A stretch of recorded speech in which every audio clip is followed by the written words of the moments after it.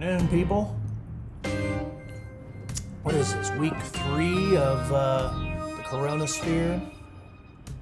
All penned up still. Back at the book hole today. We're in the middle of National Poetry Month, so maybe I'll kick off this installment of the quarantine readings with a little Mark Hennessy, Airport Motel. Get well, friend. We have a lot of friends out there that seem to be bumping up against this little toxicity that's floating around on the surface of things and infecting so many of us. Everybody seems to be getting better. We have had reports of losses of a couple of folks. Bon voyage, people. Be safe. And let's start today. The Airport Motel by Mark Hennessy. Welcome, he says. He says, I can see you're surprised the world didn't end. He says, I can see your surprise. I can see you, he says. Are you alone, he says? He says, or are you with someone? He says, the rates change, depending on, he says. Do you not want to play anymore, he says?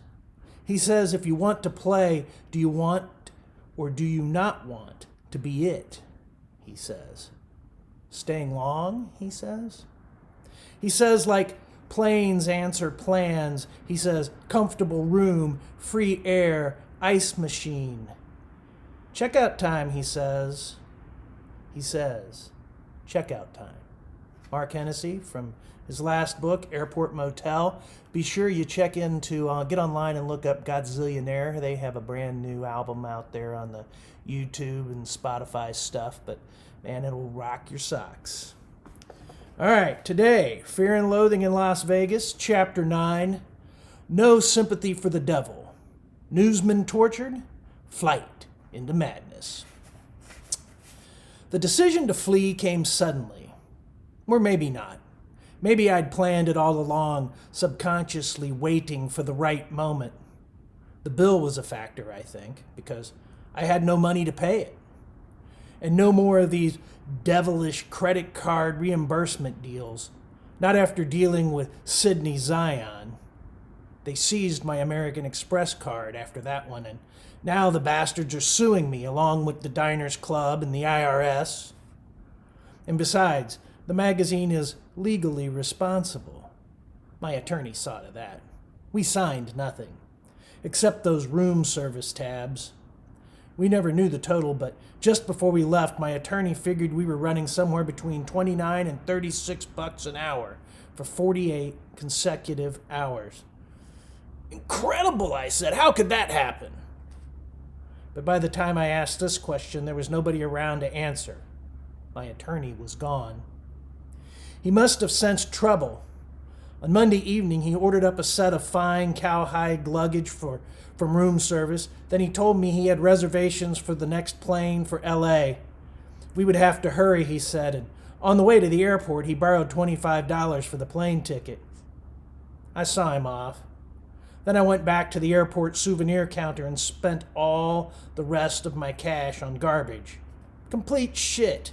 Souvenirs of Las Vegas. Plastic fake Zippo lighters with a built-in roulette wheel for $6.95. JFK half-dollar money clips for $5 each. 10 apes that shook dice for $7.50. I loaded up on this crap, then carried it out to the Great Red Shark and dumped it all in the back seat. And then I stepped into the driver's seat in a very dignified way. The white top was rolled back as always, and I sat there and turned the radio on and began to think. How would Horatio Algier handle this situation? One toke over the line, sweet Jesus, one toke over the... Panic. It crept up my spine like the first rising vibes of an acid frenzy. All these horrible realities began to dawn on me. Here I was, all alone in Las Vegas with this goddamned incredibly expensive car, completely twisted on drugs, no attorney, no cash, no story for the magazine, and on top of everything else, I had a gigantic goddamned hotel bill to deal with. We'd ordered everything into that room that human hands could carry, including about 600 bars of translucent Neutrogena soap. The whole car was full of it. All over the floors, the seats, the glove compartment. My attorney had worked out some kind of arrangement with the mestizo maids on our floor to have this soap delivered to us. 600 bars of this weird, transparent shit, and now it was all mine. Along with the plastic briefcase that I had suddenly noticed right beside me on the front seat. I lifted the fucker and knew immediately what was inside. No Samoan in a right mind is going to stomp through the metal detector gates of a commercial airline with a fat black 357 Magnum on his person. So he had left it with me for delivery if I made it back to LA. Otherwise, well, I could almost hear myself talking to the California Highway Patrol. What? This weapon? This loaded, unregistered, concealed, or maybe hot 357 Magnum? What am I doing with it? Well, you see, officer, I pulled off the road near Mescal Springs on the advice of my attorney, who subsequently disappeared, and all of a sudden, while I was just sort of walking around that deserted waterhole by myself for no reason at all, when this little fellow with a beard came up to me, out of nowhere. And he had this horrible linoleum knife in one hand and this huge black pistol in the other, and he offered to carve a big X on my forehead in memory of Lieutenant Calley. But when I told him I was a doctor of journalism, his whole attitude changed. Yes, you probably won't believe this, officer, but he suddenly hurled that knife into the brackish Mescal waters near our feet, and then he gave me this revolver. Right. He just shoved it in my hands. Butt first. And then he ran off into the darkness. So that's why I have this weapon, officer. Can you believe that? No. But I wasn't about to throw the bastard away either. A good 357 is a hard thing to get these days. So I figured, well, just get this bugger back to Malibu and, well, it's mine. My risk, my gun. It made perfect sense. And if that Samoan pig wanted to argue, if he wanted to come yelling around the house, give him a taste of the bugger about midway up the femur. Indeed. 158 grains of half-jacketed lead alloy traveling 1,500 feet per second equals about 40 pounds of Samoan hamburger mixed up with bone splinters. Why not? Madness, madness. And meanwhile, all alone in the Great Red Shark in the parking lot of the Las Vegas airport, to hell with this panic. Get a grip. Maintain.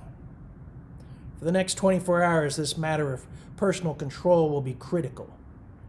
Here I am, sitting out here alone in this fucking desert, in this nest of armed loonies with a very dangerous carload of hazards, horrors, and liabilities that I must get back to LA. Because if they nail me out here, I'm doomed. Completely fucked. No question about that. No future for a doctor of journalism editing a state pen weekly. Better to get the hell out of this atavistic state at high speed, right? But first, back to the Mint Hotel and cash a $50 check. Then up to the room, call down for 2 club sandwiches, 2 quarts of milk, a pot of coffee, and a 5th of Bacardi Añejo. Rum will be absolutely necessary to get through this night. Polish these notes, this shameful diary. Keep the tape machine screaming all night at top volume. Allow me to introduce myself. I'm a man of wealth and taste. Sympathy? Not for me.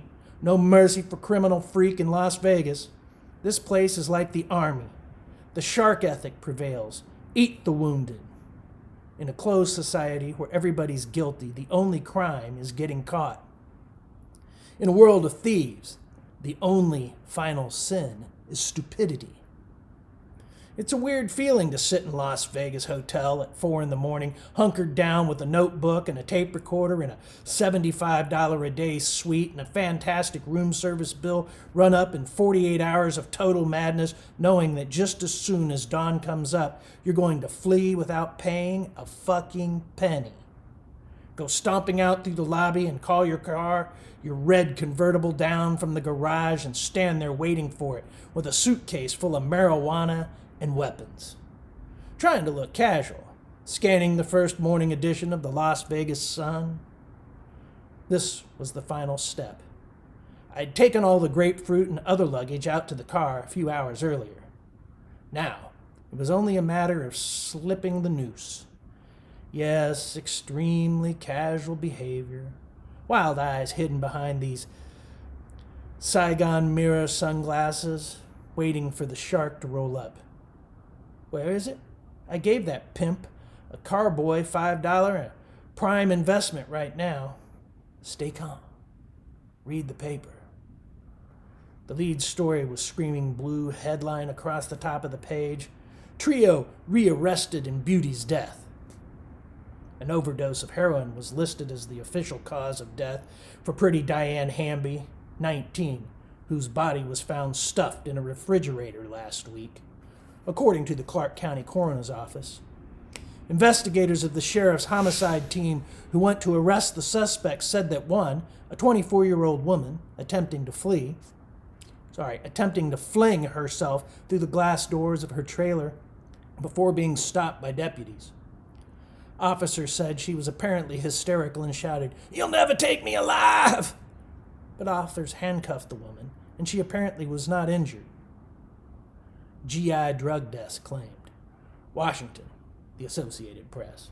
A House subcommittee report says illegal drugs killed 160 American GIs last year, 40 of them in Vietnam.